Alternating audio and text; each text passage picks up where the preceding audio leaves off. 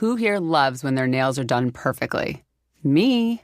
I'm Sarah Gibson Tuttle, and I started Olive in June because let's be real, we all deserve to have gorgeous nails, but who wants to spend a fortune or half their day at the nail salon? That's why I created the Gel Mani system, so you can have that salon-quality gel manicure right at home. And guess what? The best part, each mani only costs $2. Yep, you heard me, $2. No more $60, $70, $80 salon trips that eat up your day. Now you can paint your nails whenever you want, wherever you want, and trust me, you're going to be obsessed with your nails, and everyone is going to ask you where you got them done. And here's a little something extra. Head over to oliveinjune.com and get 20% off your first Gel Mani system with code DIYGEL20. That's code DIYGEL20 for 20% off your first Mani system at oliveinjune.com/DIYGEL20. You know Hannah and I love a good bed rotting session, reality TV, snacks nearby, and now I've leveled up with my self-care game with this Shark Beauty Cryo Glow, the #1 skincare facial device in the U.S. Wait, I'm obsessed with it. I've had it for a while, actually, and it's the only mask that combines high-energy LEDs, infrared, and under-eye cooling. I really need this because nothing wakes me up in the morning. You could do 4 treatments in one. Better aging, skin clearing, skin sustain, and my favorite, the under-eye revive with Insta-Chill Cold Tech. You put it on, and it just feels so good under your eyes. Like, I actually feel like I got 8 hours of sleep. It's truly like a luxury spa moment while you're literally horizontal. It's perfect for post-workout, Sunday scaries, or when you just want to glow while rotting. So treat yourself to the #1 LED beauty mask this holiday season. Go to sharkninja.com and use promo code Giggly Squad for 10% off your Cryo Glow. That's sharkninja.com and use promo code Giggly Squad for 10% off your Cryo Glow. Are you noticing your car insurance rate creep up even without tickets or claims? You're not alone. That's why there's Jerry, your proactive insurance assistant. Jerry handles the legwork by comparing quotes side by side from over 50 top insurers, so you can confidently hit buy. No spam calls, no hidden fees. Jerry even tracks rates and alerts you when it's best to shop. Drivers who save with Jerry could save over $1,300 a year. Don't settle for higher rates. Download the Jerry app or visit jerry.ai/ACAST today.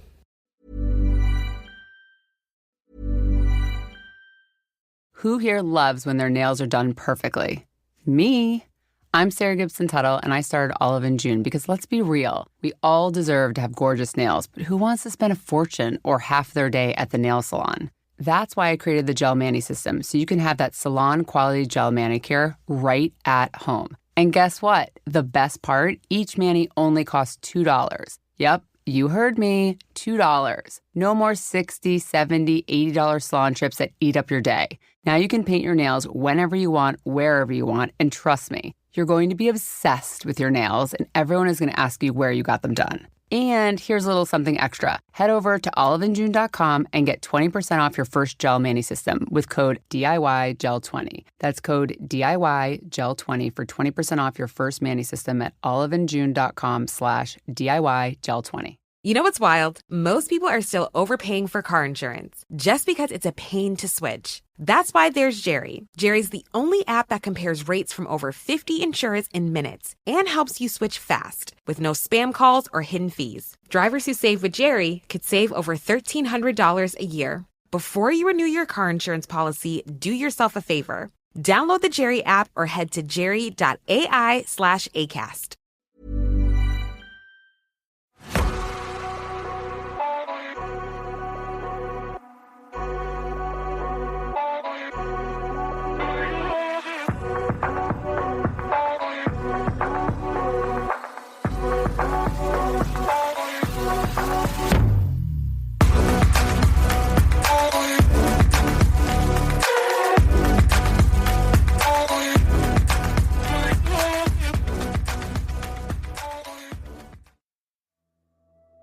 Hello, I'm Sarah.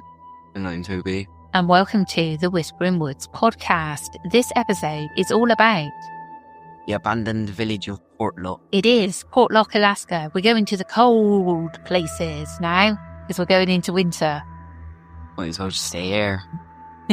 It's actually quite warm today. Don't you think? No. It's like 15 degrees for November. That's quite warm. Yeah.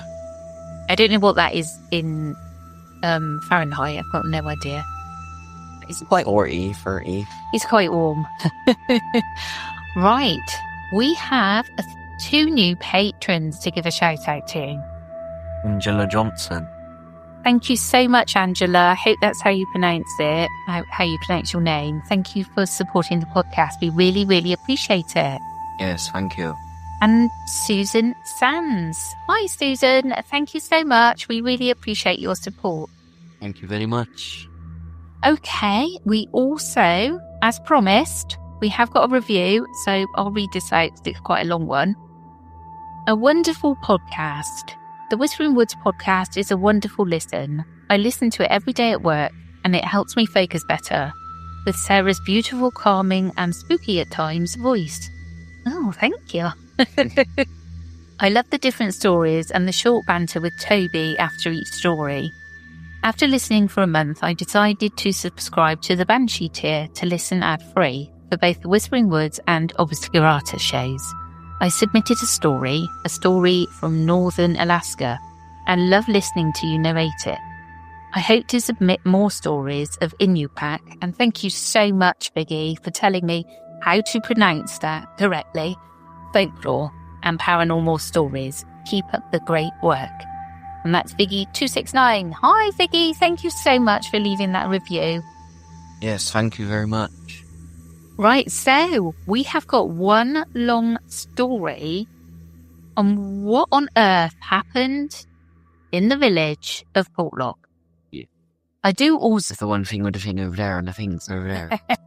I do also want to say, because we've taken away the haunted episode, but we now have a new episode on a Tuesday, which is like a classic ghost story. So if you wondered what was happening, that's what's happening. It's one of those decisions I made and then just kind of did it. Yeah. As you do, because it is like the season for ghost stories. And also just a reminder that Obscurata is swapping over to the Whispering Woods feed. My voice is going a bit. And we are rebranding it and changing it a bit so it's more sort of mysteries and paranormal stuff. And that will be labelled After Dark on Saturdays and Sundays, because they are for a bit of a maturer audience, although a lot of them are still suitable for children. And I'll clearly mark them if they aren't. Right, let's get into it. Are you ready? Or the story? Yes, I am. On the southern coast of Alaska lies an eerie ghost town swallowed by wilderness. The village of Portlock, also known as Port Chatham, was once a busy cannery and fishing outpost. But by 1950, its inhabitants had fled, leaving behind only rotting buildings and rubble. Official reports claim the town was abandoned simply because it was too remote, cut off from the new highway and modern progress. But local legend insists there was another, more sinister reason. According to decades of stories, Portlock's residents fled en masse in fear of something inhuman. A huge, hairy half-man, half-beast, said to stalk the forests and brutally attack those who wandered too far from home. This creature, known in local lore as the Nantianak, turned a quiet coastal village into the setting of a real-life horror story, one that remains unsolved and deeply unsettling to this day. Portlock's beginnings were humble, rooted in the riches of the Alaska wilderness. The area was first noted by British Captain Nathaniel Portlock in 1786, who praised the sheltered bay on his Pacific expedition. It wasn't until the early 20th century, however, that a permanent village took root. Around 1900, entrepreneurs recognised the abundant salmon runs and established a salmon cannery on the bay. A small community of Alutiiq, native Alaskans, and Russian Alutiiq Creoles grew around the cannery. Fishermen, cannery workers, hunters, and their families built a remote but thriving home here. By 1921, the village even had its own post office, a mark of stability in this far-flung corner of Alaska. Life in Portlock was hard, but generally peaceful in those early years.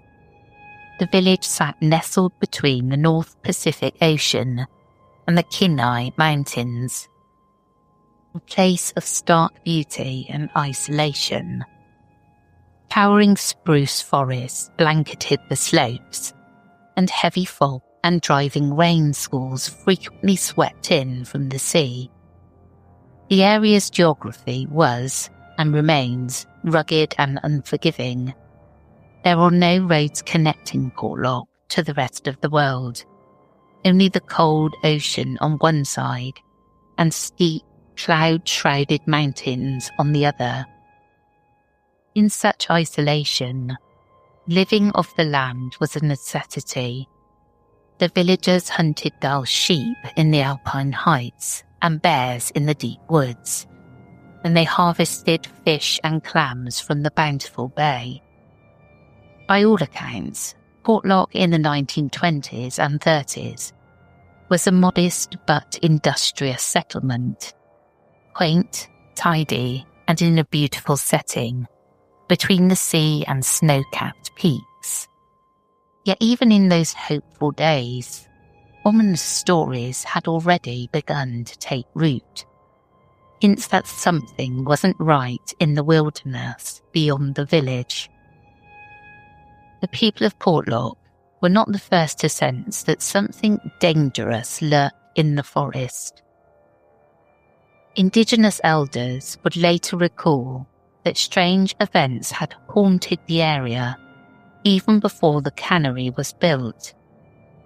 In fact, an old company log noted that in 1905, all the native cannery workers abruptly evacuated the camp, refusing to return because of something in the woods that terrified them.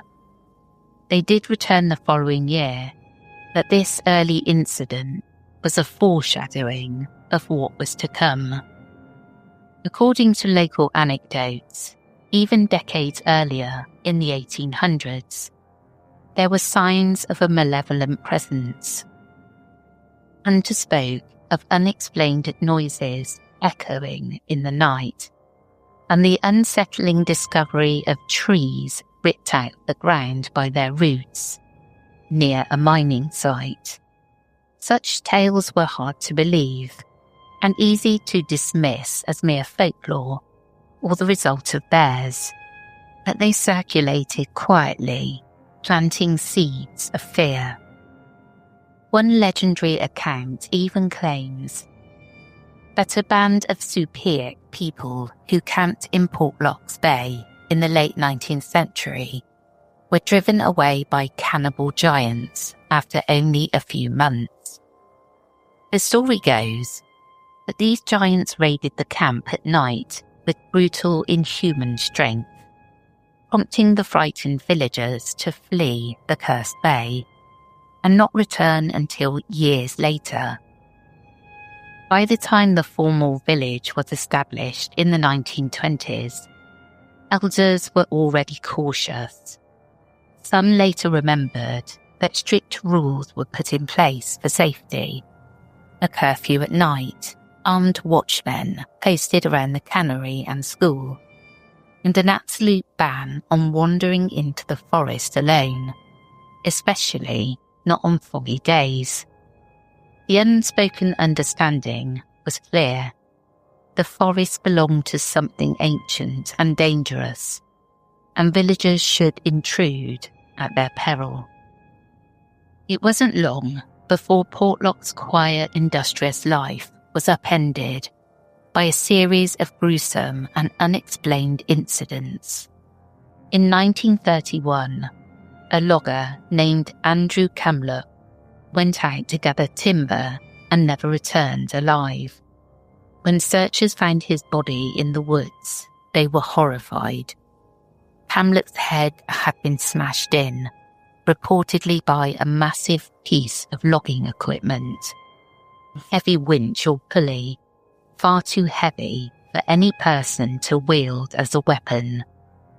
The bloody piece of machinery was found nearby, yet Hamlet's corpse lay about 10 feet away from it, as if flung aside after the killing blow.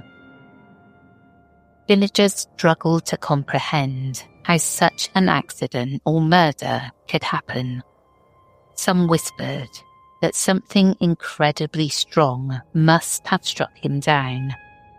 Hamlet's violent death sent a chill through the community, and it would be only the first of many dark episodes. Not long after, other men from Portlock began vanishing without a trace. According to one contemporary account, a gold prospector went out prospecting and simply never came back. No body, no sign of what happened to him. Next, a group of hunters from the cannery went into the mountains after Dole's sheep and bears and also disappeared mysteriously. Despite exhaustive search parties, no trace of the missing hunters were found.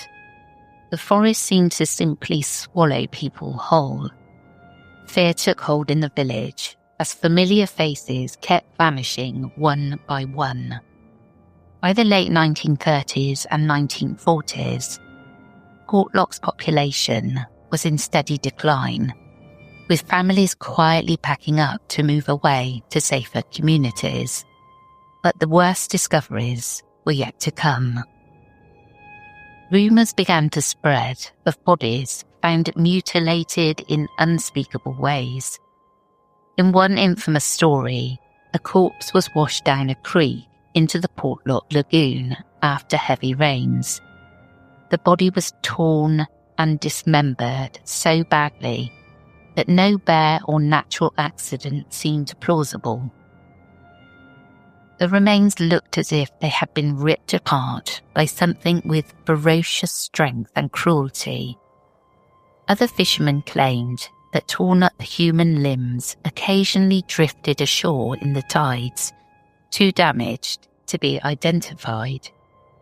Almost everyone in Portlock knew someone who had gone missing or found a terrible end.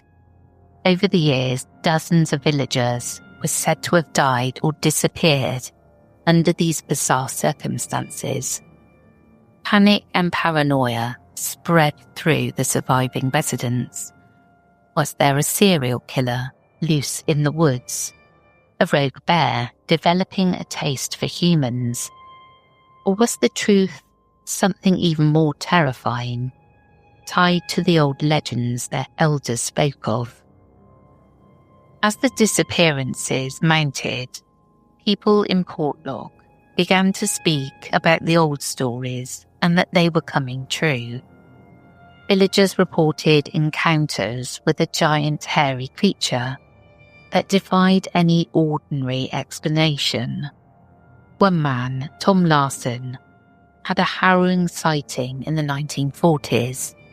He went to chop wood by the shoreline and spotted a large ape-like figure lurking on the beach, watching him from a distance. Startled, Larson ran back to grab his rifle. When he returned to the water's edge, the hairy creature was still there, standing on two legs and staring at him with eerily human-like intelligence. Inexplicably, Larson found himself frozen in fear, unable to fire his gun. The creature eventually slipped away into the trees, leaving the shaken woodcutter to wonder why he hadn't taken the shot. Encounters like Larson's solidified the locals' belief that the Nantianat was no mere legend, but a flesh and blood presence in the area. Hunters in the forest around Portlock also began coming across disturbing signs of an unknown beast.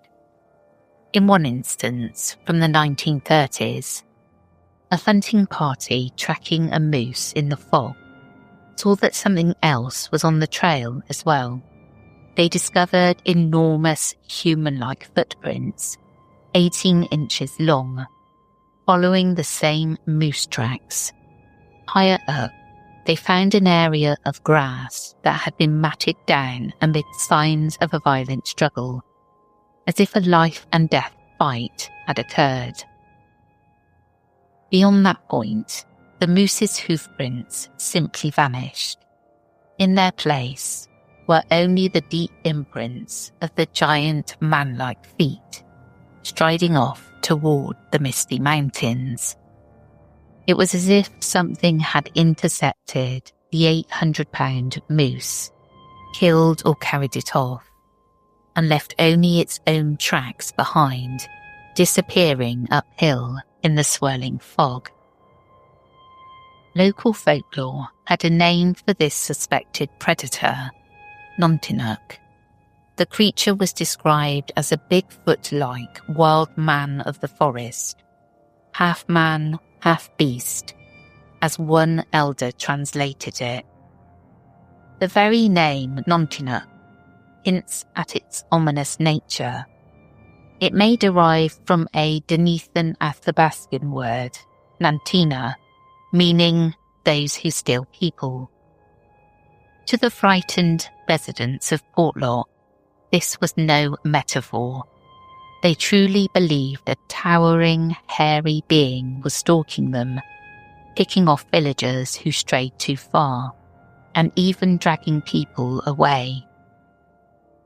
Witnesses who claimed to have seen Nontinuk described it as an enormous, foul-smelling creature, walking on two legs like a man, yet covered in dark fur and immensely strong.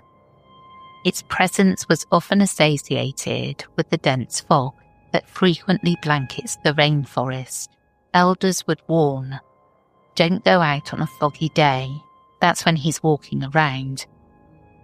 Terror of the Nontinuk grew to the point that daily life in Portlock was utterly transformed by fear. According to later tellings, villagers imposed nightly curfews and took turns patrolling the outskirts with rifles after dark, listening for strange sounds in the trees. No one dared venture up into the hills to hunt or down the coast alone. The cannery itself became a fortress of light and activity, but even that was not safe on the mistiest nights. In one reported incident, on an especially foggy evening, the village was jolted awake by the frantic screams and commotion around the cannery. A shadowy intruder had broken in, ransacking equipment and supplies. It happened again on another fog-shrouded night.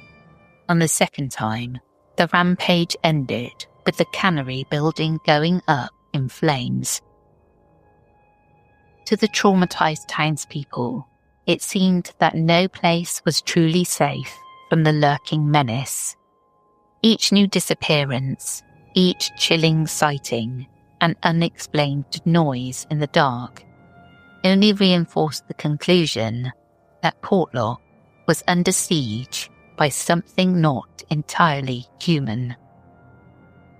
By the late 1940s, the community of Portlock had reached a breaking point. What had once been a village of over 30 hardy souls was steadily emptying out. Families made the painful decision to gather their children and possessions and leave behind their homes in search of safety.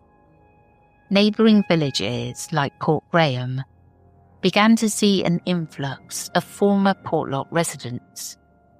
According to one witness, Melania Helen Kell, who was born in Portlock in 1934, the people left over a long period of time, gradually but resolutely, because something in the forest was terrorising them beyond endurance. We left our houses and the school and started all new here. Melania recounted of her family's move up the coast. One by one, nearly every last resident fled until by 1950, Portlock was all but deserted. The final confirmation of Portlock's demise came when its post office officially closed in 1950, marking the end of the community in government records.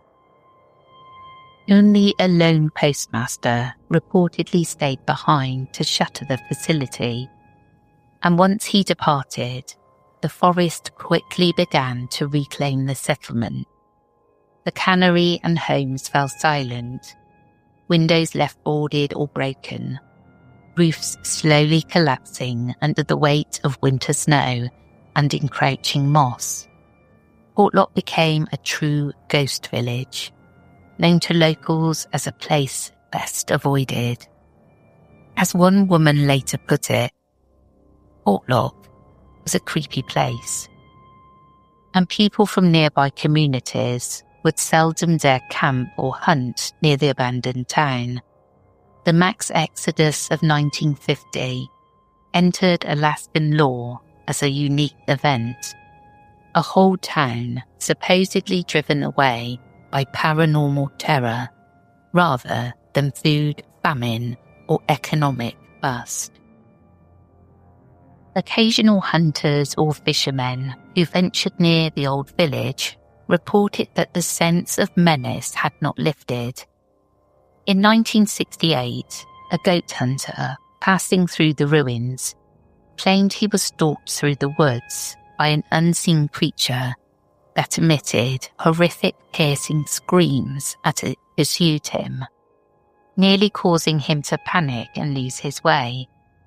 In another incident, in 1973, 3 hunters sought shelter among Portlock's dilapidated buildings during a 3-day storm, only to spend 3 terror-filled nights listening to heavy 2-legged footsteps and guttural snarlings circling their tent in the darkness. They emerged convinced that Nontinak still haunted the forsaken town.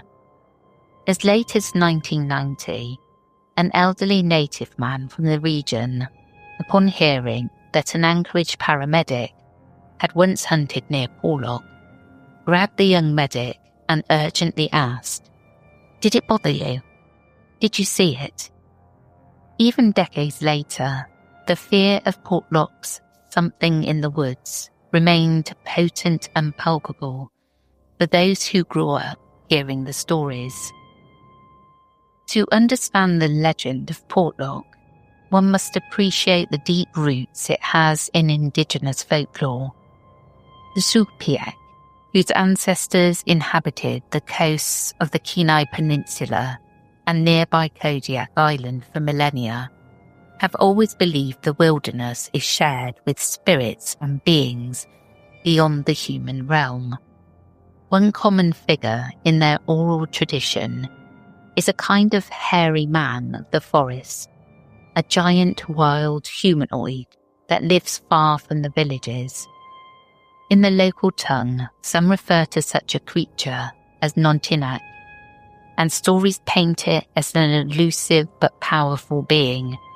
It is part human, as one elder explained, a person who moved to the forest away from everybody and grew enormous, hairy and solitary.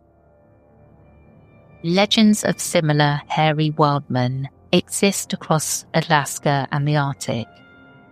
Alutiiq and their neighbours have various names for them, such as the Tornit or Tunrit in Inuit lore, described as a race of huge hairy people who lived in the wilderness and sometimes preyed on lone humans. The concept of this fits into this broader pattern of belief in forest monsters or spirits that should be respected and feared. Many elders treated Nontinak not as a mere animal, but as a spiritual being, perhaps a guardian of the land, or an ancient inhabitant who resents encroachment. In some tellings, Nontinak had supernatural abilities. It could move silently despite its size, vanish into shadows, or curse those who angered it. Such attributes go beyond a normal bear or ape and into the realm of the paranormal, reflecting the view that this creature was not just a biological entity, but part of the spirit world of the Alaskan wilds. Not all native accounts framed Nontinak as purely evil or bloodthirsty. Some elders described it with a measure of respect. As Port Graham elder Sally Ash recounted, the Nontinak was believed to keep to itself unless provoked, and villagers in her youth were taught to respect him, keep distance, if one was ever near Nantinak's territory. According to Ash, her uncles and grandparents spoke of Nontinak as an old, strong, tall creature with a terrible odour, who generally lived with people and then didn't want to be around them anymore, retreating into the woods unless disturbed. This perspective suggests the monster of Portlock was not some mindless killer, but possibly a reclusive forest being that became hostile only when humans intruded or failed to heed the old warnings. Regardless of interpretation, the folklore provided a cultural framework that made it easier for Portlock's residents to believe that the tragedies befalling them were the work of Nontinak, the very being their ancestors had spoken of. Raise your hand if you want your nails to look perfect all the time. Me too.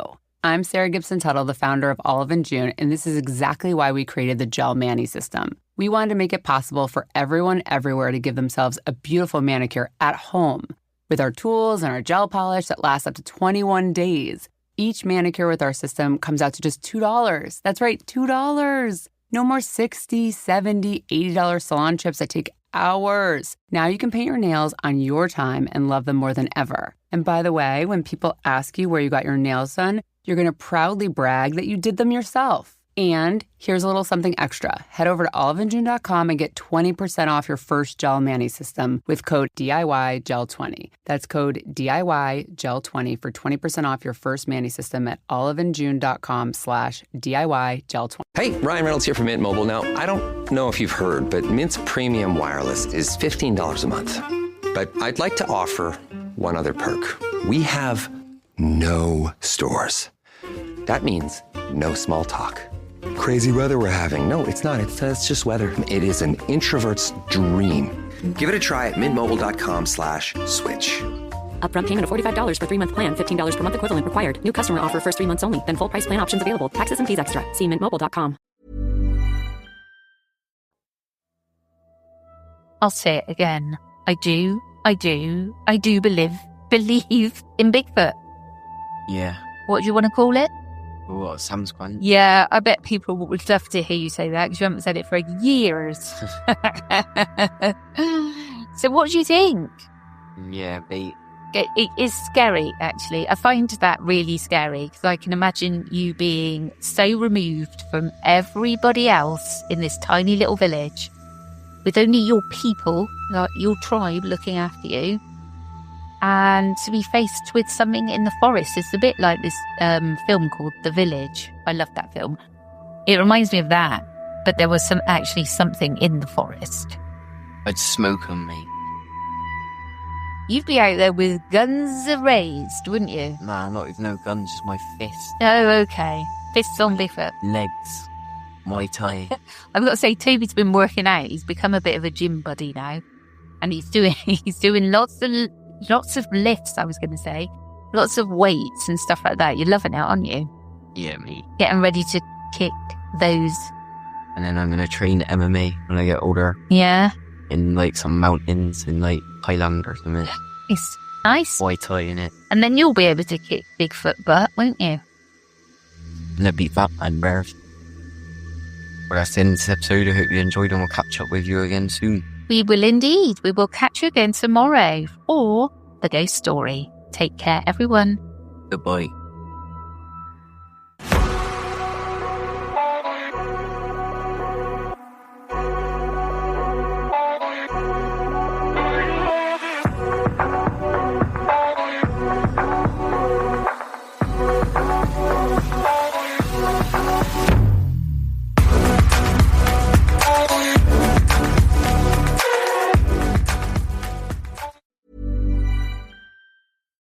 If you're a smoker or vapor, ready to make a change, you really only need one good reason.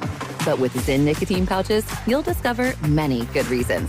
Zyn is America's #1 nicotine pouch brand. Plus, Zyn offers a robust rewards program. There are lots of options when it comes to nicotine satisfaction. But there's only one Zyn. Check out zyn.com/find to find Zyn at a store near you. Warning, this product contains nicotine. Nicotine is an addictive chemical. You know, Hannah and I love a good bed rotting session, reality TV, snacks nearby, and now I've leveled up with my self-care game with this Shark Beauty Cryo Glow, the #1 skincare facial device in the U.S. Wait, I'm obsessed with it. I've had it for a while, actually, and it's the only mask that combines high-energy LEDs, infrared, and under-eye cooling. I really need this because nothing wakes me up in the morning. You could do 4 treatments in one. Better aging, skin clearing, skin sustain, and my favorite, the under-eye revive with Insta-Chill Cold Tech. You put it on, and it just feels so good under your eyes. Like, I actually feel like I got 8 hours of sleep. It's truly like a luxury spa moment while you're literally horizontal. It's perfect for post-workout, Sunday scaries, or when you just want to glow while rotting. So treat yourself to the #1 LED beauty mask this holiday season. Go to sharkninja.com and use promo code Giggly Squad for 10% off your Cryo Glow. That's sharkninja.com and use promo code Giggly Squad for 10% off your Cryo Glow. AI agents are everywhere, automating tasks and making decisions at machine speed. But agents make mistakes. Just one rogue agent can do big damage before you even notice. Rubrik Agent Cloud is the only platform that helps you monitor agents, set guardrails, and rewind mistakes, so you can unleash agents, not risk. Accelerate your AI transformation at Rubrik.com. That's RUBRIK.com.